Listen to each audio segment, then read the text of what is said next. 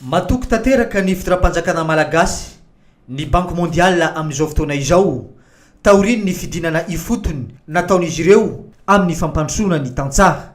Raha ny voalazan'izy ireo mbola vonona hatrany ny Banque mondiale anoana arabola ho an'ny fitondram-panjakana ankehitriny. Oui, parce qu'en fait, on travaille entièrement avec le ministère de l'Agriculture. Notre objectif, c'est toujours de travailler avec le ministère et de soutenir le ministère. Donc, vous avez peut-être déjà fait un entretien avec la directrice régionale ou avec l'assistant technique. Ce sont des gens qui travaillent avec le ministère de l'Agriculture et qui font le travail tous les jours et qui viennent travailler ici à Marvoy avec les paysans pour voir quels sont leurs besoins et quels sont les conseils qu'on peut leur donner. Donc, c'est pour ça qu'on a vraiment confiance. Ho an'ny ministera ny fiompina sy ny fambolena manokana dia afapo amin'ny asa vita ireo mpamatsy vola ary mbola vonona anampy ny Madagasikara izy ireo raha eo amin'ny fampandrosoana ny Madagasikara.